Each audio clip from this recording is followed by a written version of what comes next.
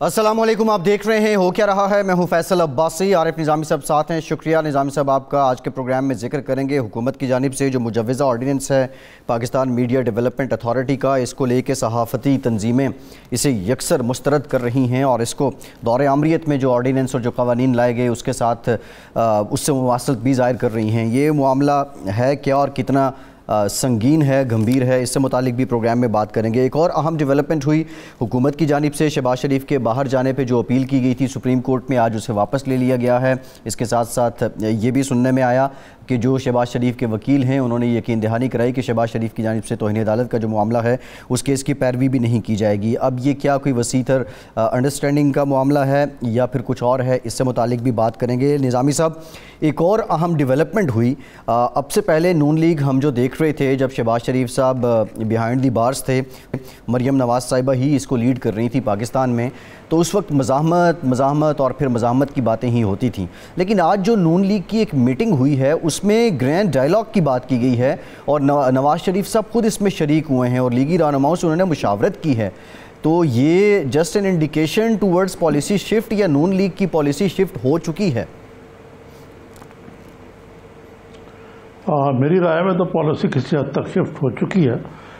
ये मीटिंग जो है शहबाज शरीफ साहब ने जो बुलाई थी, ये वैसे तो उन्होंने कहा कि मुझे पैर भी पकड़ने पड़े मियाँ साहब को, तो मैं कहूँगा कि मफाहमत की पॉलिसी पे चलें आप साथ, और यही मुराद है ग्रैंड डायलॉग से कि आप अपने तल्लुकात बेहतर बनाएं। और इसी डायरेक्शन में अब सारे परवेज़ रशीद जैसे हार्डलाइनर भी यही कह रहे थे आज, और बाकी रहनुमा भी ठीक थे इस मामले में।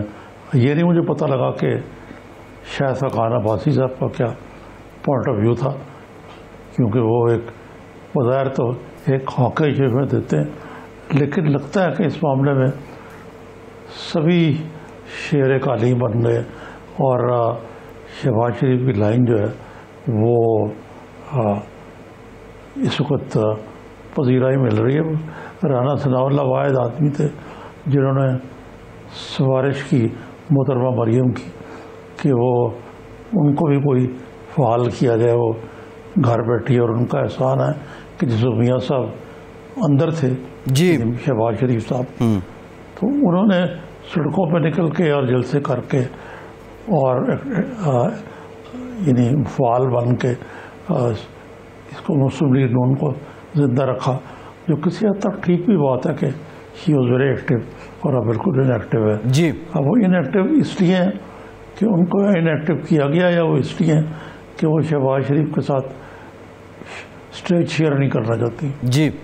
अच्छा निज़ामी साहब, स्टेज शेयर नहीं करना चाहती या स्ट्रेटेजिक मूव है, ये भी बात है। आपने शाहिद खान अब्बासी साहब का जिक्र किया, तो शेख जी का कदम इधर भी था और उधर भी था। उन्होंने कहा नून लीग को अपने बयानिए पे कायम रहना चाहिए, लेकिन इस्टेब्लिशमेंट के साथ टकराव से गुरेज करना चाहिए।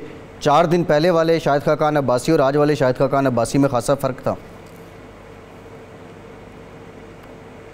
जी हाँ, मैं यही रद्द कर रहा हूँ कि उनकी लाइन भी कोई मुख्तलिफ नहीं होगी, इन तिलों में तेल नहीं इतना जी।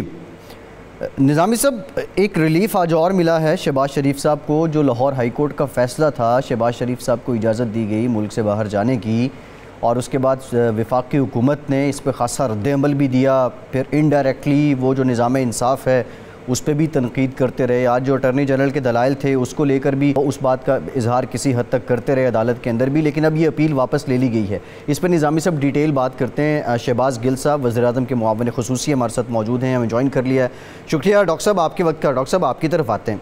तो निज़ामी साहब, ये जो शहबाज शरीफ साहब को पै दर पै उनके हक़ में उनके दिन अच्छे आ रहे हैं, now he is out of rainy days, तो ये आगे की सियासत को कैसे डिटरमिन करेगा और बिलखुसूस बजट पे जो उनकी एक लाइन बज़ाहिर है मंजूर नहीं होने देंगे?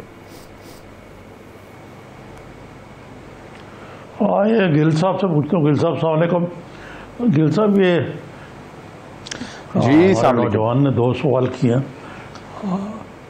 एक तो ये कि आया ये जी बजट को रोक सकेगा या नहीं, जो अंदिये का आज़ार किए शहबाज शरीफ साहब ने।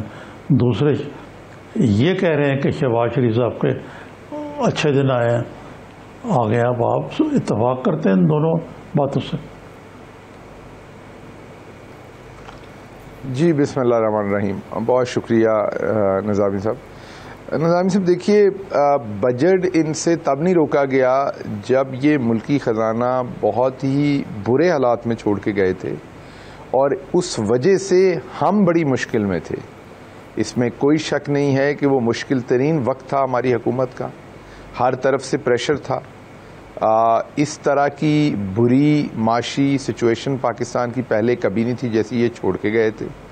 ان مینیجبل تھی اس ٹائم آلموسٹ، اور جتنی ہم سے توقعات تھیں عوام کی وہ بھی بہت ہی زیادہ ہائی تھی، کیونکہ ایک بالکل ہی جو 180 ڈگری کے ڈفرنس کے اوپر ایک دونوں جو ان جماعتوں نے جو کام کیے اور جو ہمارے وعدے تھے وہ فرق تھے.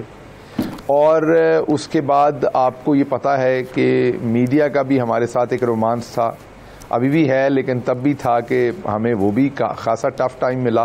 ہماری حکومت کو 6 مہینے بھی پورے نہیں، اور اس کی وجہ میں کوئی اس پہ گلہ نہیں کرتا، اس کی وجہ میڈیا کی بھی ہائی توقعات تھیں.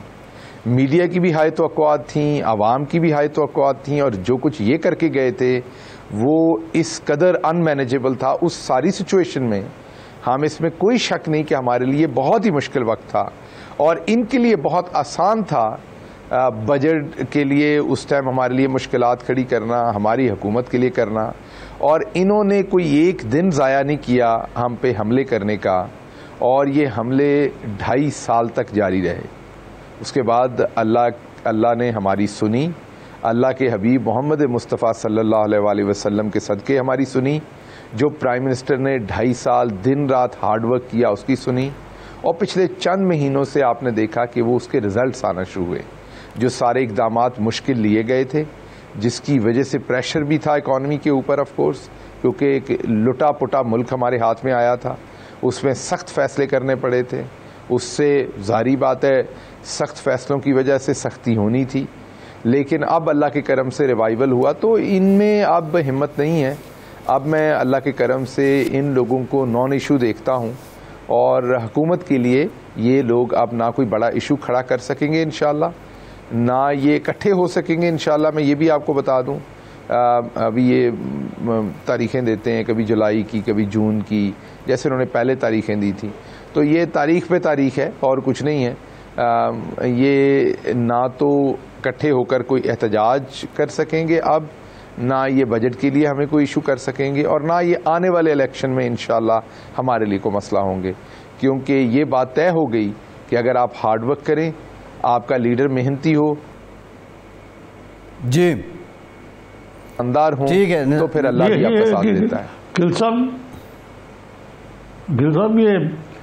یہ آج عدالت نے سپریم کورٹ میں جسٹس اعجاز الحسن نے جو ہائی کورٹ نے شہباز شریف صاحب کو جانے کی اجازت میں غیر معمولی فیسیلیٹیٹ کیا گیا کہ فوراً ایڈمٹ کر لی گئی. جمعہ کے دن 12 بجے وہ کہتے ہیں سوال کیا کہ یہ رجسٹرار کو بلایا ہوا تھا کہ یہ کس طرح 12 بجے جمعہ کے دن فوراً پیشی بھی کر دی گئی.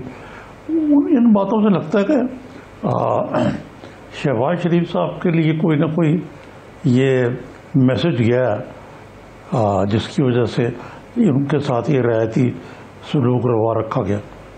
اور وہ اس کو دیکھا جائے تو پھر تو شہباز شریف صاحب کی سیاسی طور پہ پاؤں مارا ہے.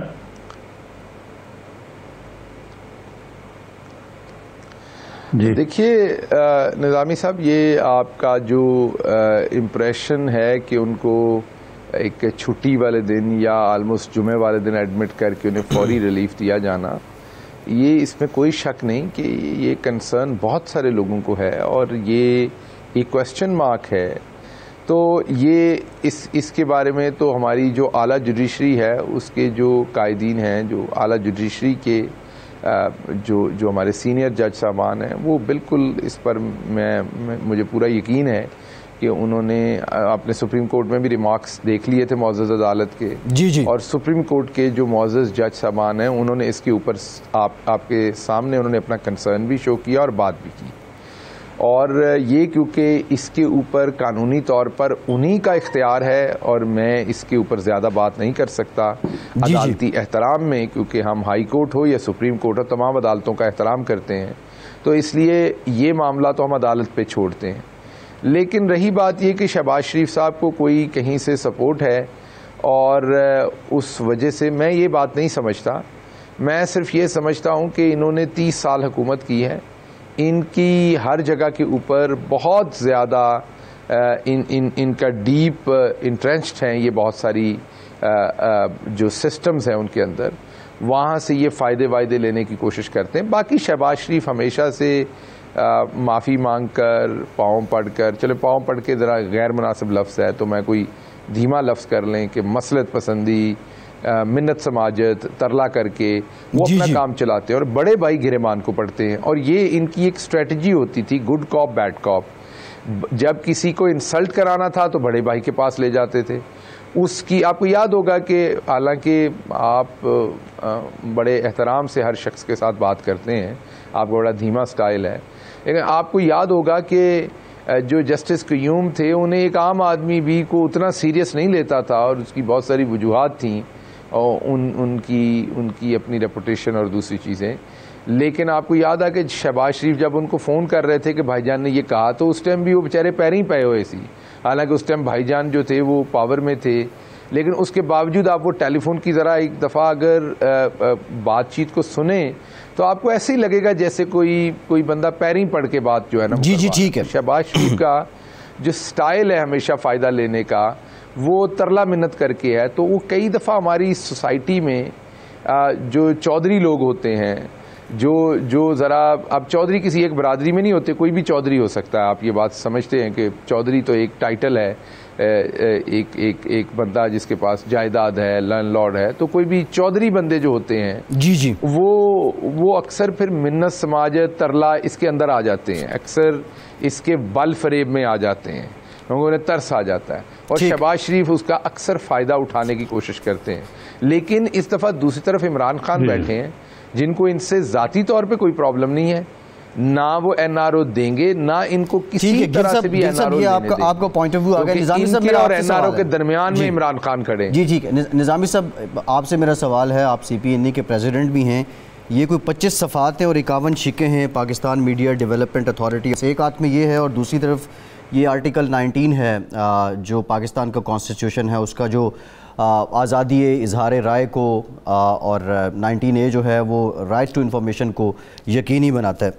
نظامی صاحب بہت سے 51 شقیں، لیکن میں صرف ایک لائن اس کی جو پڑھ دیتا ہوں. یہ جو مجوزہ قانون ہے اس کے تحت یہ اتھارٹی جو ہے یہ خود مختار نہیں ہوگی، بلکہ وفاقی حکومت اس کو پالیسی ایشو پر ہدایات جاری کرے گا اور وفاقی حکومت کا فیصلہ ہی حتمی ہوگا. اتھارٹی کا چیئرمین گریڈ 21 یا 22 کا سرکاری افسر ہوگا. اگر یہ آرڈیننس آ جاتا ہے نظامی صاحب تو اس کے بعد جو صحافی اور یہ میڈیا والے، کیا ہم لوگ صرف موسم کا حال ہی بتائیں گے؟ جی ہاں، لگتا تو یہی کہ اس کے لیے بھی لائسنس لینا پڑے گا ہمیں کہ موسم کا حال بنانے کے لیے. یہ روایت بعض نیم جمہوری یا نیم آمرانہ ممالک میں، جس طرح ملیشیا میں یہ روایت تھی، اب پتہ نہیں آیا یا نہیں ہے، کہ ہر سال اخباروں کو لائسنس لینا پڑتا تھا. اخبار ہو گئے، ٹی وی کا تو ہوتا ہے چلے، اور وہ لائن میں لگیں گے اخبار والے کہ بھئی اچھا وہ کہیں گے آپ کی پالیسی یہ ہے. اور بعض اخبارات کے لائسنس منسوخ بھی ہوئے اس حوالے سے. تو یہ تو آزادی صحافت کی نفی ہے یہ اکثر. اور کل جو اجلاس ہوا، میں سی پی این ای کے صدر کے طور پر اس میں شریک تھا، تو میری رائے تھی یہ کہ اس کی جزیات میں نہیں جانا چاہیے، کیونکہ اس میں آبا کا آبا ہی بگڑا ہوا ہے. یہ قانون بدنیتی پر مبنی ہے اور اس کا مقصد میڈیا پر قدغنے اور کاٹے ڈالنا ہے. تو آپ نے ایوب خان کا ذکر کیا پریس اینڈ پبلیکیشن آرڈیننس کا. یہ پریس اینڈ پبلیکیشن آرڈیننس سے بھی بدتر ہے، اور خاص طور پہ یہ یقین نہیں آتا کہ یہ ایک جمہوری ملک میں ایسا کیوں ہو رہا ہے. یہ تو میں ڈاکٹر صاحب سے پوچھوں گا کہ یہ ترجمان بھی ہیں، اور ترجمان کہاں کرتے ہیں؟ ترجمانی میڈیا پہ کرتے ہیں نا. تو اسی میڈیا پر آپ اتنی پابندی کیوں لگانے کے پیچھے پڑے ہوئے ہیں؟ ڈاکٹر صاحب جی دیکھیے، دو تین چیزیں ہیں. ایک تو زیادہ تر جب بھی کوئی چیز نئی آتی ہے تو نیچرلی اس کے اوپر ایک ڈبیٹ ہوتی ہے، وہم و گمان بھی ہوتے ہیں، خدشات بھی ہوتے ہیں، پوائنٹ آف ویو کے ڈفرینسز بھی ہوتے ہیں.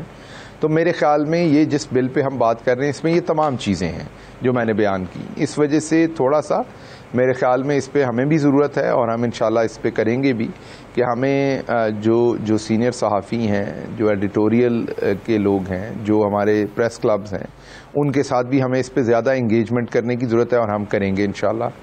اور بات چیت کریں گے، ان کو دکھائیں گے کہ اس میں کیا چیز ہے. میں نے تو جو ابھی تک چیز دیکھی اس میں نہ تو کسی کو جیل بھیجنے کا اس کے اندر کسی قسم کا، اس پورے بل کے اندر کسی کو سزا دینے کا، کسی کو جیل بھیجنے کا، کسی کے اوپر سوائے جرمانہ کرنے کے اس کے علاوہ مجھے کوئی ایسی قدغن نظر نہیں آ رہی. کل ایک صحافی نے میرے سے سوال کیا تھا کہ چینل بند کیا جا سکتا ہے، تو وہ تو پہلے بھی کیمرہ کر سکتا ہے. 3 سال تک سزا ہو سکتی ہے، 3 سال تک سزا ہو سکتی ہے. نہیں، وہ تو پہلے سے قوانین، ایک سرکاری ادارہ، وہ نظامی صاحب وہ پہلے کا قانون ہے. نظامی صاحب وہ پہلے کا قانون ہے. صرف ہوا یہ ہے، ذرا سن لیجئے گا، جو ایک چیز کو ہمارے اکثر دوست کنفیوز کر لیتے ہیں. دیکھیے، آپ کو پتا ہے کہ پاکستان میں جو اخبارات سے ریلیٹڈ ڈیفیمیشن یا اس سے ریلیٹڈ معاملات ہے اس کو کوئی اور پریس کونسل دیکھتی ہے. آپ کا جو ٹیلی ویژن کا میڈیا ہے اس کو پیمرا دیکھتی ہے. آپ کا جو سوشل میڈیا، الیکٹرانک میڈیا ہے اسے پی ٹی آئی دیکھتی ہے.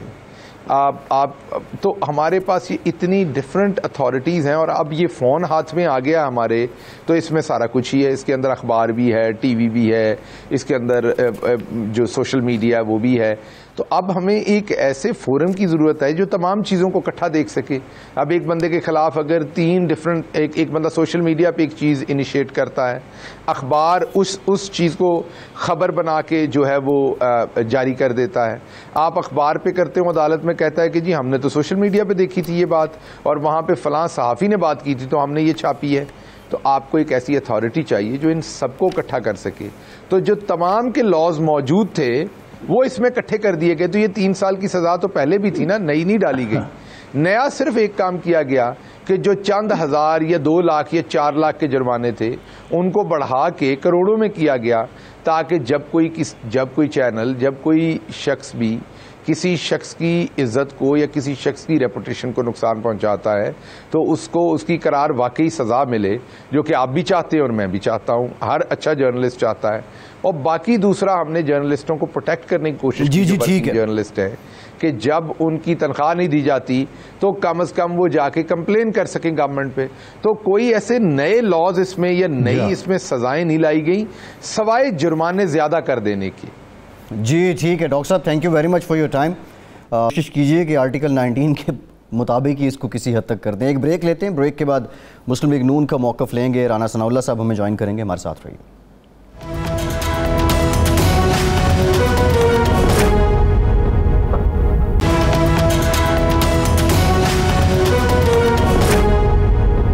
بریک کے بعد ایک بار پھر سے آپ کو خوش آمدید کہیں گے. رانا ثناء اللہ صاحب ہمارے ساتھ موجود ہیں. رانا صاحب thank you very much for joining اس. رانا صاحب آپ سے گفتگو کرتے ہیں. یہ پچھلے دنوں کافی زیادہ ایک بات جو ہے وہ سامنے آ رہی تھی کہ مریم صاحبہ اور شہباز شریف صاحب کا جو اختلاف ہے اس کو لے کے. رانا تنویر صاحب کو ان دنوں میں ہم نے پروگرام میں لیا تھا، انہوں نے کیا ریزرویشن تھی ان کی اور وہ کیا چاہ رہے تھے، ذرا یہ دیکھ لیجئے پھر آ کے بات کرتے ہیں.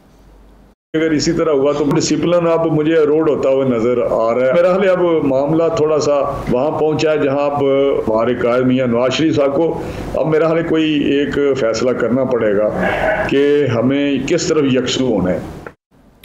نظامی صاحب، تو آج کی میٹنگ سے کیا لگتا ہے کہ قائد نے فیصلہ کر لیا ہے؟ نہیں، یہ قائد تو آج بھی وہ میٹنگ میں شریک تھے، لیکن وہ ایک لفظ ہی بولے اور مٹی کا مادھو بنا رہے کہ ابھی تک وہ فینس سٹنگ والی معاملہ ہے ان کا کہ وہ کوئی اپنی رائے کا کھل کر اظہار نہیں کر رہے. لیکن میرا خیال ہے کہ انہوں نے شہباز شریف کی جو لائن ہے تجویز کردہ گرینڈ ڈائلاگ، اگرچہ اس پہ ابھی بحث ہوتی ہے کہ گرینڈ ڈائلاگ کا مطلب کیا ان سے، وہ اس کو انڈورس انڈائریکٹلی تو کر دیا نا. نہیں تو شہباز شریف صاحب کی کیا ضرورت ہے کہ وہ میٹنگ بھی بلاتے ہیں. تو اس لحاظ سے تو میں سمجھتا ہوں کہ یہ گرینڈ ڈائلاگ جو ہے یہ اس کی اور بھی لوگوں نے انڈوز کی میٹنگ کے اندر، جس سے مزید یہ تقویت پہنچتی ہے کہ یہ گرینڈ ڈائلاگ ہے. اور رانا صاحب سے پوچھوں گا، رانا صاحب آپ نے محترمہ مریم کی تعریف بھی کی اور سفارش بھی کی. سفارش تو آپ نے جائز کی ان کی کہ ان کا بڑا رول ہے پارٹی کو زندہ رکھنے کا ان دنوں میں جب کہ وہ کا عالم طاری تھا اور انہوں نے ڈیفائی کیا گورنمنٹ کو. تو اب ان کو کوئی فعال بنایا جائے، ان کو کوئی رول ہی نہیں ہے اس ضمن میں. آپ بتائیے کہ مسلم لیگ کا مجموعی طور پر رول کیا ہے گرینڈ ڈائلاگ اور نو ڈائلاگ. اور یہ اندرونی طور پہ عام طور پہ اسپیکولیشن ہوتی ہے کہ مسلم لیگ کے کئی گروپنگ ہو گئی ہے، ایک ہارڈ لائنرز کا، ایک سافٹ لائنرز کا، ایک جو ہے وہ حقیقت پسندوں کا. آپ پتہ نہیں کس میں آتے ہیں رانا صاحب؟ دیکھیں نظامی صاحب، آپ بڑے جہاں دیدہ ہیں اور آپ کا بہت بڑا ایکسپیرینس ہے، اور آپ ان چیزوں کو میں سمجھتا ہوں کہ بڑی ہی گہرائی سے سمجھتے ہیں، کیونکہ آپ خود سارے ان ادوار سے آپ گزرے ہیں. بلا شبہ مریم نواز صاحبہ نے ایک ایسے دور میں جب میاں نواز شریف صاحب بیرون ملک تھے، میاں شہباز شریف صاحب کو گرفتار کر لیا گیا، حمزہ شہباز صاحب اس سے پہلے سے گرفتار تھے، تو ایک ایسا یہ کوئی 8-10 مہینے کا، 1 سال کا ایک پیریڈ بنتا ہے کہ جس میں مریم نواز صاحبہ نے بڑی جرأت کے ساتھ، بڑے حوصلے کے ساتھ جو ہے وہ نہ صرف پارٹی کو لیڈ کیا بلکہ پارٹی کے بیانیے کو آگے بڑھایا.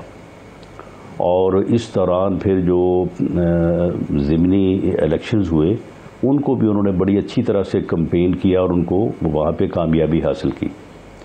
دیکھیں سیاسی طور پہ جب کوئی اپنا رول ادا کرتا ہے تو وہ رول پھر ہمیشہ زندہ رہتا ہے اور اس کی یاد اس سے منسلک ہو جاتی ہے. تو اس لیے مریم نواز صاحبہ کو یقیناً جو ذمہ داری اور جتنی مصروفیت ان کی اس دور میں تھی، اب حمزہ صاحب کے اور میاں شہباز شریف صاحب کے باہر آنے کے بعد یقیناً جو ہے وہ پریشر جو ہے وہ ان سے کم ہوا ہے.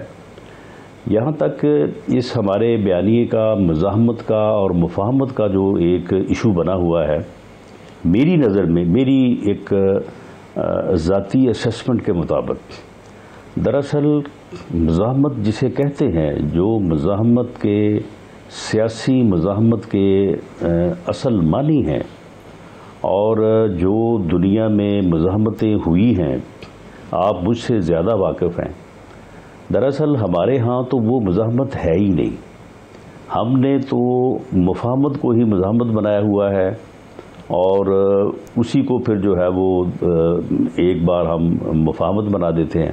آپ مجھے یہ بتائیں کہ کسی جمہوری ملک میں جو ایک آئین کے تحت ریگولیٹ ہو رہا ہے، اس میں یہ کہنا کہ آئین کی پاسداری کی جائے، یہ کون سی مزاحمت ہے؟ اس میں یہ کہنا کہ الیکشن فری فیئر ہونے چاہیے، ووٹ کی عزت ہونی چاہیے، ووٹ کے فیصلے کو تسلیم کیا جانا چاہیے، ووٹ کے فیصلے کو تبدیل نہیں کیا جانا چاہیے، کنگ پارٹی نہیں ہونی چاہیے، کنگ پارٹی کو بنانے اور دوسری پارٹیوں کو توڑنے کے لیے کسی بھی قوت کو جو ہے وہ انٹرفیئرنس نہیں کرنا چاہیے.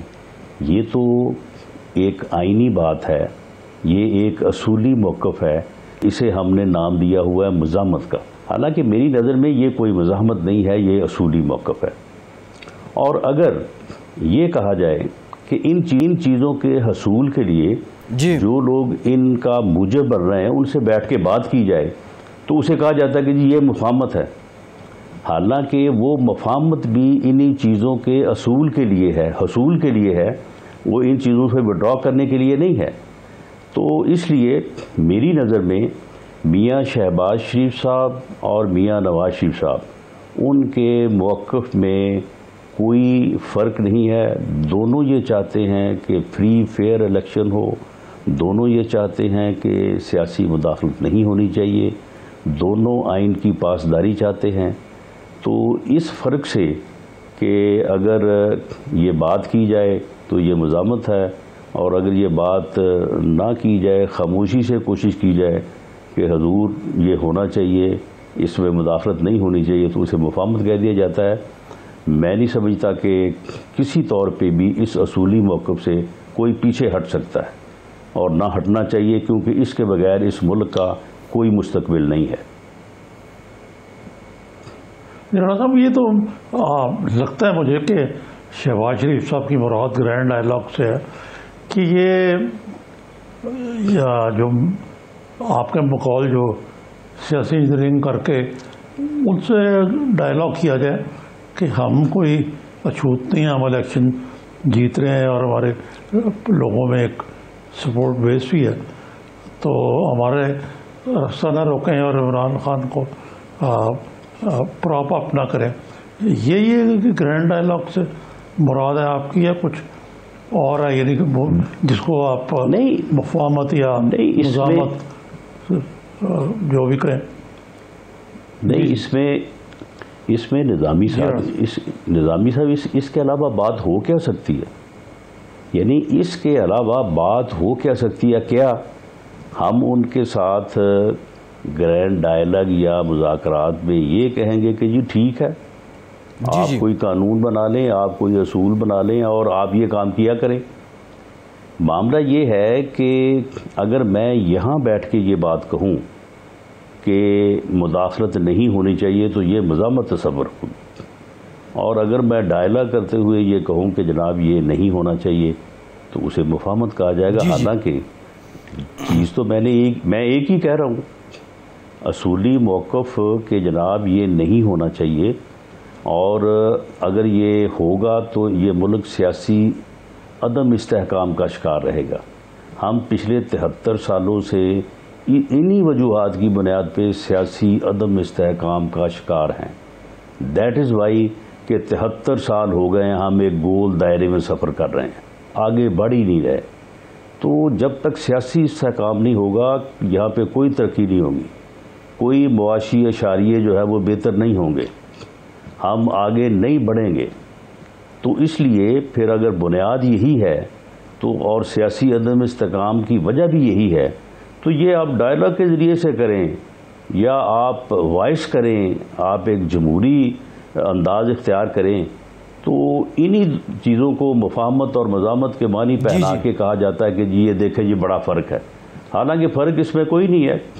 آپ کہتے ہیں کہ جی آئیں بیٹھ کے ان سے بات کرتے ہیں کہ جی یہ نہیں ہونا چاہیے, میں یہ کہتا ہوں کہ ٹھیک ہے, ہمیں یہاں میں بھی بات کرنی چاہیے, بیٹھ کے بھی بات کرنی چاہیے, تو یہ مزاحمت تصور ہو جاتی ہے. تو حالانکہ مقصد تو ایک ہی ہے, اور وہ مقصد یہی ہے کہ اس ملک میں فری فیئر الیکشن ہو, اس ملک میں آئین کی پاسداری ہو.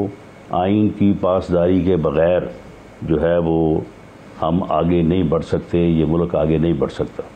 رانا صاحب, عوام جسے مفاہمت سمجھتے ہیں وہ اصل میں مزاحمت ہے, اور آپ یہ بھی بتانا چاہ رہے ہیں کہ جسے مزاحمت سمجھا جاتا ہے سم ٹائم وہ مفاہمت ہوتی ہے.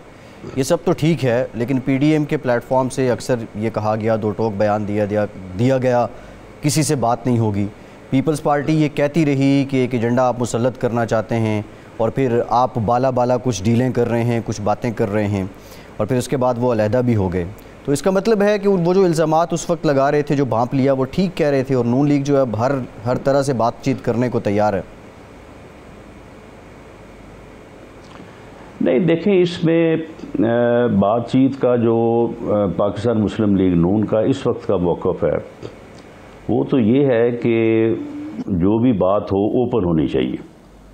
اگر ڈائلاگ ہوتے ہیں تو وہ ڈائلاگ اگر گلگت بلتستان پہ ہو سکتے ہیں, اگر فارن پالیسی افغانستان کے اوپر ہو سکتے ہیں, اگر کسی کا کوئی اینگل ہے تو اسے سامنے لانا چاہیے. تو معاملہ یہ ہے کہ یہ چیزیں جو ہیں, یہ چیزیں جو ہے وہ بالکل موجود ہیں, ان کا وجود ہے, تو اسے جو ہے وہ حل کرنے کے لیے اگر کوئی بات چیت ہوتی ہے تو وہ اوپن ہونی چاہیے. جس طرح سے میاں نواز شریف صاحب نے بھی یہ بات کہی ایک پی ڈی ایم کی میٹنگ میں، جسے بعد میں مریم نواز صاحبہ نے میڈیا کے سامنے دہرایا کہ اب اگر بات ہوگی تو عوام کے سامنے ہوگی، میڈیا کے سامنے ہوگی، آپ لوگ بھی اس کے اوپر تبصرہ کر سکیں کہ جی یہ بات جو ہو رہی ہے اس میں یہ بات درست ہو رہی ہے، یہ بات غلط ہو رہی ہے. تو اگر ایسی کوئی صورت بنتی ہے تو اس کے لیے پی ایم ایل این جو ہے وہ تیار ہے، اور پی ایم ایل این یہ چاہتی ہے کہ اس ملک میں آئین کی پاسداری کے لیے، قانون کی جو ہے وہ اہمیت یا رول آف لا کے لیے، اور فری فیئر الیکشن کے لیے جو ہے وہ راستے ہموار ہونے چاہیے. اور اس کے لیے اگر کسی کے ساتھ بیٹھنے کی ضرورت ہے تو وہ بھی ہم تیار ہیں، لیکن اگر اس کے لیے جمہوری جدوجہد کرنا ضروری ہے تو پھر ہم وہ بھی کریں گے. ہم سمجھتے ہیں کہ وہ ایک اصولی موقف ہے اور اس کی طرف ہمیں آگے بڑھنا چاہیے. ایک بریک لیتے ہیں رانا صاحب. بریک یہیں سے گفتگو کا سلسلہ جوڑیں گے کہ کیا نون لیگ کو مجھے کیوں نکالا کا جواب مل گیا، اور ووٹ کو عزت دو کی جو کیمپین تھی اب وہ اپنی منزل کے قریب پہنچنے والی ہے. بریک کے بعد بات کرتے ہیں.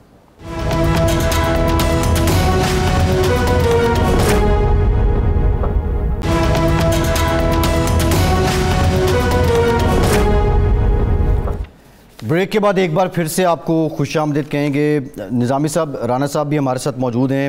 نون لیگ کی اگر ہم کچھ بجٹ سے متعلق بھی بات کر لیں، شہباز شریف صاحب نے تو پہلے کہہ دیا تھا کہ عوام دشمن بجٹ منظور نہیں ہونے دیں گے. ابھی جو نون لیگ کا آپ مومنٹم کہہ لیں یا جو انداز کہہ لیں، اس کو دیکھ کے کیا لگ رہا ہے آپ کو کہ اب یہ بجٹ میں بھی وہ روایتی سلسلہ ہی ہوگا اور یہ حکومت کوئی نئی تاریخ رقم نہیں ہوگی، بجٹ منظور کروا لے گی؟ آپ کو کیا لگ رہا ہے نظامی صاحب؟ میری رائے میں تو بجٹ منظور ہو جائے گا. رانا ثناء اللہ صاحب سے پوچھتا ہوں میں کہ رانا صاحب آپ کی کیا رائے ہے کہ یہ واقعی کوئی بجٹ کو بلاک کرنے کی کوئی سیریس موو ہے؟ مجھے تو نظر نہیں آ رہی. نہیں، دیکھیں، جہاں تک ٹیکسیشن کا تعلق ہے، اگر یہ اس میں، کیونکہ اب تو بجٹ کے موقع پہ بجٹ پیش ہوتا نہیں ہے، اس وقت پیش یہ ہوتا ہے کہ ہم کوئی نیا ٹیکس نہیں لگا رہے، ہم کسی ٹیکس کی ریشو میں اضافہ نہیں کر رہے، اور اس کے بعد وہ ایک بہت جو ہے وہ اچھا بیلنس بجٹ جو ہے وہ پیش کر دیا جاتا ہے، اور اس کے پھر 2-3 ماہ بعد وہ دوسرا سلسلہ جو ہے وہ شروع ہو جاتا ہے، اور وہ پھر انسٹالمنٹ میں، قسطوں میں جو ہے وہ پھر ٹیکس بھی نافذ ہوتا ہے، اور وہ اقدامات بھی ہوتے ہیں جن اقدامات کے متعلق بجٹ میں ہی معلوم ہو جانا چاہیے کہ حکومت کی کیا پالیسی ہے. اب یہ دیکھیں، یہ ایک پروپیگنڈا کر رہے ہیں کہ جی ہم نے 4000 کی لمٹ جو ہے وہ ٹیکس کلیکشن میں کراس کر لی ہے. انہیں شرم نہیں آتی کہ جو انہوں نے دعویٰ کیا تھا الیکشن سے 100 دن پہلے، جب انہوں نے اپنا ٹوٹل پروگرام، سارا پروگرام پیش کیا تھا، اس وقت انہوں نے کہا تھا کہ جب ہم آ جائیں گے تو کیونکہ ہم دیانتدار ہوں گے تو اس لیے لوگ ٹیکس ادا کریں گے، اور ہم 8000 ارب پہلے سال ٹیکس اکٹھا کریں گے. یہ ان کی ویڈیو موجود ہوئی، کہیں نکالیں. اب 3 سال پورے کرنے کے بعد یہ 4000 کی حد کراس کر رہے ہیں، جبکہ پی ایم ایل این نے اس سال 3900 ارب کا جو ہے وہ ٹارگٹ حاصل کیا تھا، اور یہ 3900 2000 پہ لیا تھا، 18-1900 پہ، اور اپنے دور میں اس کو جو ہے وہ ڈبل کیا.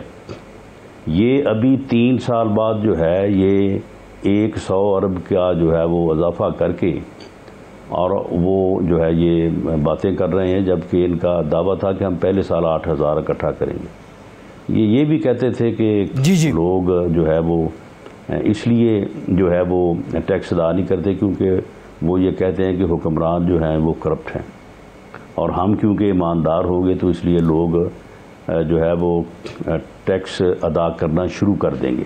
لیکن انہوں نے ان 3 سال میں ٹیکس دینے والے لوگوں کے ٹیکس میں جو ہے وہ اضافہ کیا ہے. اس مرتبہ اگر انہوں نے کوئی ایسا عمل کیا اور وہ چیزیں جو پچھلے سال انہوں نے پہلے نافذ کی تھیں، بعد میں پھر ان کو وڈرا کرنا پڑا ان کو، اب شاید یہ اس طرف نہیں جا رہے، لیکن اگر جائیں گے تو پھر ایسی ٹیکسیشن کے اوپر اپوزیشن جو ہے، جو کہ لوگوں کو مزید جو ہے وہ غربت کی طرف دھکیلے گی، مزید بے روزگاری کی طرف دھکیلے گی. لوگوں کے حالات پہلے بہت برے ہیں، اس طرح کے اشاریے پیش کر کے کہ جی 4% ہو گئی ہے، 3.9% ہو گئی ہے، اس طرح سے لوگوں کے مسئلے حل نہیں ہونے. اس سے نہ چینی کی قیمت 110 روپے سے 55 روپے ہوئی ہے، نہ اس سے جو ہے وہ ادویات کی قیمت میں کوئی کمی آئی ہے، نہ اس میں آٹے کی قیمت میں کوئی کمی آئی ہے. تو اس طرح سے جو ہے وہ یہ پراپیگنڈا ایک ہے. تو اس بجٹ میں اگر انہوں نے کوئی اس قسم کے میز لیے تو اپوزیشن جو ہے بھرپور انداز سے اس کو جو ہے وہ روکنے کی کوشش کرے گی. باقی رہی جہاں تک کہ ان کے نمبر کی، تو وہ آپ کے علم میں ہی ہے کہ جہانگیر ترین والے معاملے میں یہ وڈرا کر چکے ہیں. علی ظفر صاحب کی جو رپورٹ تھی، اس رپورٹ میں جہانگیر ترین جو ہے وہ کلیئر ٹھہرے ہیں. اب اس رپورٹ کو اگر وہ آ جاتی ہے سامنے تو پھر ان کا احتساب کا جو ڈرامہ ہے وہ اس کی ہڈیاں جو ہے نا وہ بیچ چوراہے جو ہے نا وہ پھر پھٹ جاتی ہے. اب اس کو یہ روک رہے ہیں یا اس کو ٹیمپر کر رہے ہیں، لیکن اصولی طور پہ جو ہے وہ یہ اس سے پیچھے ہٹ چکے ہیں. اور میرا نہیں خیال کہ ترین گروپ جو ہے وہ بجٹ کے موقع کے اوپر جو ہے وہ اپنی سپورٹ وڈرا کرے گا.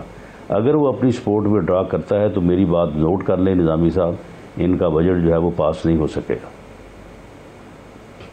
جی آپ سے رابطہ ہے ترین گروپ کا؟ لیکن رانا صاحب آپ کی وہ تو ٹھیک ہے، لیکن شہباز شریف صاحب جو ہیں انہوں نے تو کیا منظور نہیں ہوتا، یعنی کہ پھر تو گورنمنٹ گر جاتی ہے نا کہ اگر بجٹ جو ہے نامنظور ہو جائے، چاہے وہ ایک ووٹ سے ہوتا ہو.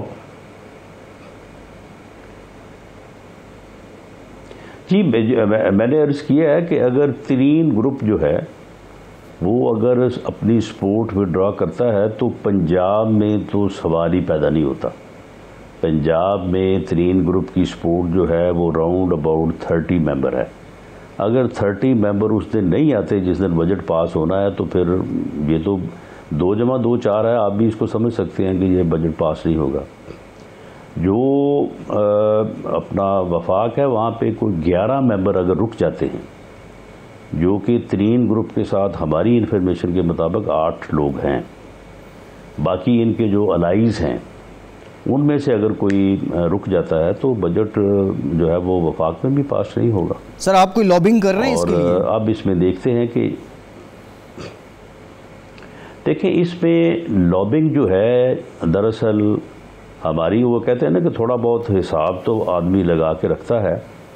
باقی یہ جس دن بجٹ پیش ہوگا اس میں جو اقدامات ہوں گے، مثال کے طور پہ ہمارا یہ موقف ہے کہ ملازمین کی تنخواہوں میں کم از کم 50% اضافہ ہونا چاہیے، جو پچھلے 3 سالوں میں مہنگائی کی ریشو ہوئی ہے اور جو پچھلے 3 سالوں میں لوگوں کا جو ہے وہ یعنی روزمرہ کا اخراجات کا معمول جو ہے وہ حساب کتاب بگڑا ہے.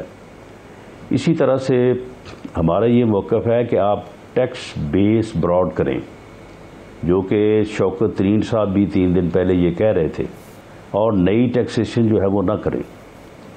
کاروباری لوگ جو ہیں، جو ٹریڈر کمیونٹی ہے، ان کے جو خلاف آپ نے پچھلے سال اقدامات کیے تھے جو بعد میں آپ کو وڈرا کرنے پڑے، ان کو نئے سرے سے آپ نفاذ کی کوشش نہ کریں. تو اب یہ پتہ تو 11 تاریخ کو لگے گا کہ یہ کس حد تک اس کے اوپر عمل کرتے ہیں اور کس حد تک جو ہے وہ ان چیزوں پہ عمل نہیں کرتے. تو اس سے پھر جو ہے وہ صورتحال واضح ہوگی. لیکن ہماری تیاری جو ہے وہ دونوں طرح سے ہے. ترین گروپ اگر ساتھ دیتا ہے تو پھر بھی ہے، اگر وہ ساتھ نہیں دیتا تو اپوزیشن کی تیاری جو ہے وہ دوسری طرح سے بھی ہے. اپوزیشن جو ہے وہ ہاتھ پہ ہاتھ دھر کے تو نہیں بیٹھے گی. نظامی صاحب. جی رانا صاحب، یہ ایک اور مسئلہ ہے. یہ پیپلز پارٹی کے ساتھ آپ کے تعلقات کار جو ہیں بڑے اچھے جا رہے تھے، یہ خراب ہو گئے ہیں اور کھل کے بیان بازیاں ہو رہی ہیں اس حوالے سے. تو اس کا اگر اسی حوالے سے دیکھا جائے لو کانفیڈنس کی، یہ جو بجٹ کے معاملات ہیں اور پارلیمنٹ میں تال میل ہے اور باہر بڑے معاملات ہیں، اصولی طور پہ تو چاہے وہ لانگ مارچ ہو یا اسمبلی کے اندر نو کانفیڈنس جس کی وہ حمایت کرتی ہے پی پی پی، اور بالآخر استعفوں کو بھی وہ اصولی طور پہ حق میں، تو یہ اتنا ایک قسم کا اعتماد کا فقدان کیوں ہو گیا؟ دیکھیں نظامی صاحب، پیپلز پارٹی جو ہے وہ جب یہ بات کرتی ہے تو وہ صرف پوائنٹ سکورنگ کرتی ہے کہ جی عدم اعتماد کی تحریک کا ہم کہہ رہے ہیں تو یہ مان نہیں رہے۔ وہ بھئی عدم اعتماد کا نمبر کہاں پورا ہے بتاؤ؟ پنجاب اسمبلی میں آپ کے پاس نمبر ہے؟ نہیں ہے۔ ہمارے پاس 160 لوگ ہیں، عدم اعتماد کے لیے 172 لوگ چاہیے، بلکہ 172 تو لاسٹ کٹ آف فگر ہے، کم از کم 175-180 لوگوں کا بندوبست ہونا چاہیے۔ آپ کے پاس نہیں ہے، تو جب نہیں ہے تو پھر آپ کیسے عدم اعتماد کر سکتے ہیں؟ ترین گروپ جو ہے، ترین گروپ اس وقت ووٹ آف نو کانفیڈنس کے لیے اویلیبل نہیں ہے۔ یہ نظامی صاحب میری بات نوٹ کر لیں، وہ اس وقت ایک پریشر گروپ کے طور پہ موجود ہیں، وہ اپنے معاملات کو درست کرنا چاہتے ہیں۔ اگلا قدم ان کا یہ ہو سکتا ہے، لیکن اس وقت وہ عدم اعتماد کے لیے اویلیبل نہیں ہے، اور یہی پوزیشن مرکز میں ہے۔ مرکز میں یہ بتائیں نا کہ وہاں پہ نمبر کیسے پورے ہیں ان کے پاس۔ جو بات پی ڈی ایم نے کی تھی، پی ڈی ایم کا یہ خیال تھا، اور ہو سکتا ہے کہ وہ خیال جو ہے وہ بعد میں سچ ثابت ہوتا، حقیقت ثابت ہوتا یا نہ ہوتا۔ یہ دیکھیں، یہ اسیسمنٹ ہی ہوتی ہے نا، پولیٹیکلی آپ سچویشن کو اسیس کرتے ہیں، کوئی کسی نے مستقبل میں تو جھانک کے نہیں دیکھا ہوتا۔ پی ڈی ایم کا یہ خیال تھا کہ اگر ہم لانگ مارچ کرتے ہیں اور لانگ مارچ کے نتیجے میں ہم پوری اپوزیشن، اب دیکھ رہے ہیں یہ ان کا کہنا کہ جی مسلم لیگ دے دے استعفے، وہ بھائی اگر اپوزیشن تقسیم ہے تو پھر تو استعفے دینے کا آپشن ہی کوئی نہیں ہے۔ تو اگر پوری اپوزیشن جو ہے وہ اسمبلی سے، پارلیمنٹ سے باہر آ جاتی ہے، رانا صاحب تو یہ پی ڈی ایم کی یہ جواب دیتے ہیں کہ پھر الیکشن ہو جائے گا، مڈ ٹرم الیکشن پھر ہو جائے گا، لیکن اس میں پیپلز پارٹی جو ہے اس نے ساتھ نہیں دیا، یا پیپلز پارٹی جو ہے اس سے واک آؤٹ کر گئی، تو اس وجہ سے پھر یہ تعلقات جو ہے تھوڑا سیدھا ہوئے۔ ان کو بالکل ٹھیک ہے رانا صاحب، ٹائم ختم ہو گیا پروگرام کا۔ بہت شکریہ آپ کا رانا ثناء اللہ۔ نظامی صاحب آپ کا بھی شکریہ آج کے پروگرام سے۔